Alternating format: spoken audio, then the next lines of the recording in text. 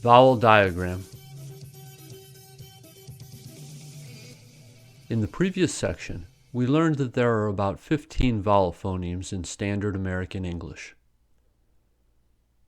Our goal is to learn all these sounds so that we can say words correctly. So, in this section, we aim to find a way to study them systematically. Since vowel sounds are produced without any obstructing part in the mouth, it can be hard to describe how to pronounce vowel sounds.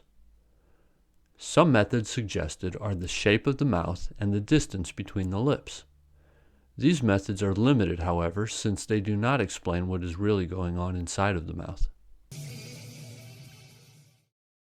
Tongue height.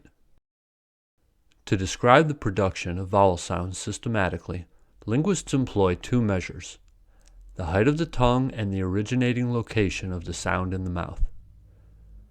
The way we move and shape our tongue plays a big part in giving each vowel its own sound. When we pronounce a vowel, even a small change in the position of the tongue can make a difference in the way the vowel sounds. The height of the tongue means how high the tongue is placed in the mouth. The vertical position of the tongue can be high, middle, or low. The high position means that the tongue is raised toward the top of the mouth.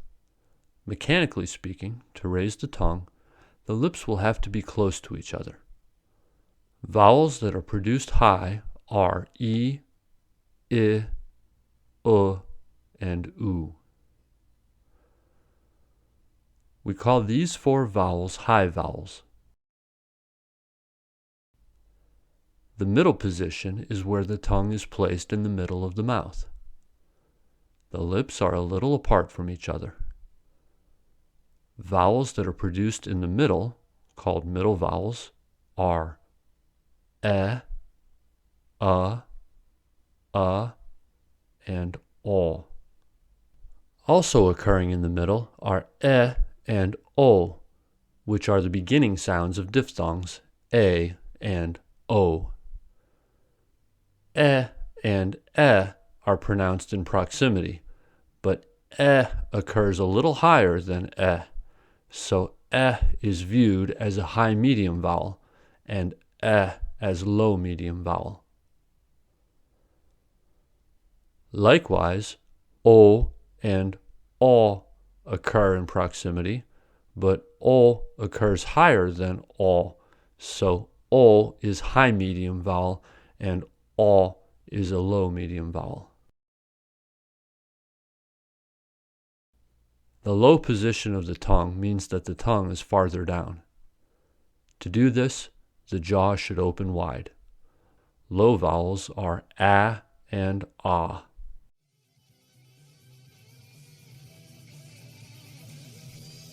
Advancement. The other way to categorize the vowel sounds is to consider where the sound originates in the mouth. This measure is called advancement. Vowel sounds can originate at the front of the mouth, in the middle of the mouth, and in the back of the mouth. Vowels that occur in the front of the mouth are the following four: E, I, and A. These four vowels are called the front vowels. Vowel sounds that originate in the center of the mouth are and Vowels that occur at the back of the mouth are the following four: U, O, and A. These are called the back vowels.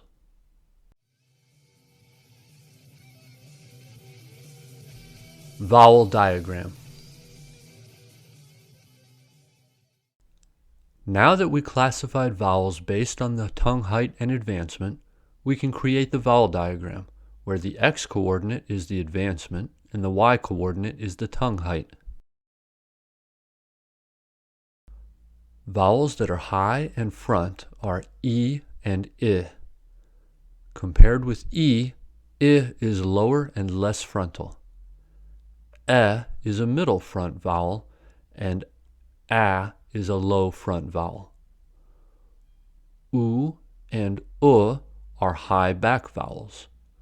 Compared with is lower and central. Is a mid back vowel, and is a low back vowel. The center middle vowels are and which are essentially the same sound except for the emphasis. In standard American English, and o do not occur as pure phonemes, but as part of diphthongs as in a and o. Also, the high and mid back vowels o, and o are called round vowels since they are produced with the lips rounded.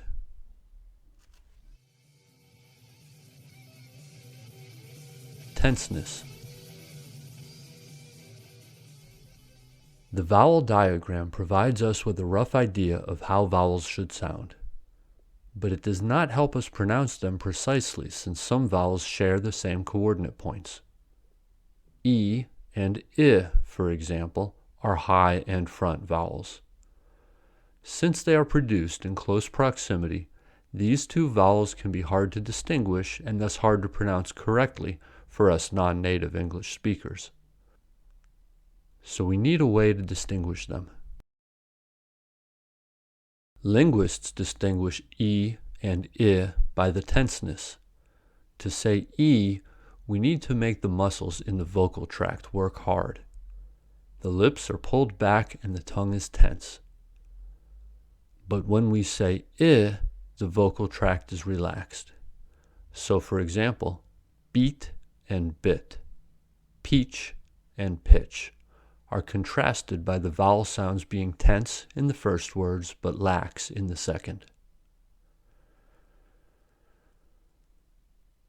Similarly, in kook and cook, the first word has a tense vowel, u, and the second has a lax vowel, u. Vowels that are located at the peripheral regions of the vowel diagram, except a, are called tense vowels because the pronunciation of these sounds requires some muscular effort. Vowels that occur in the center region, including a, are called lax vowels by contrast. Similar sounding vowel pairs.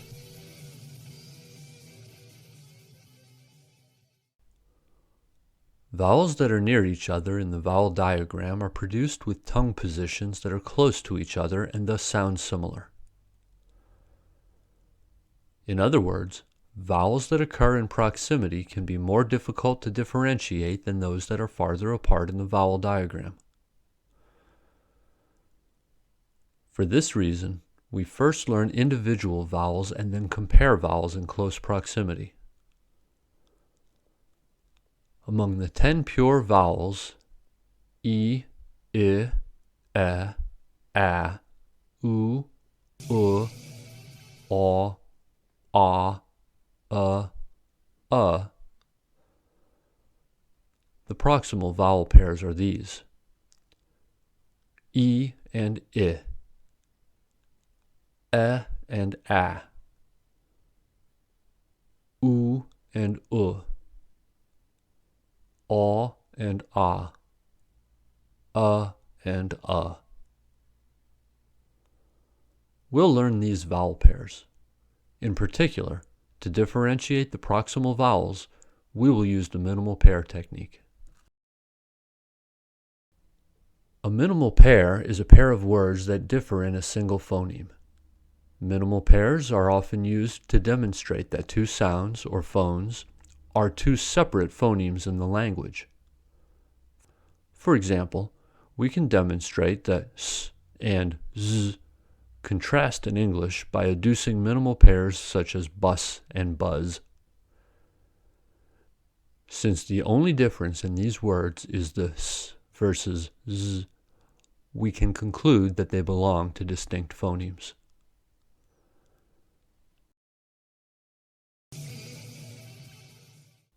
In addition, we will also learn the 5 diphthongs of Standard American English.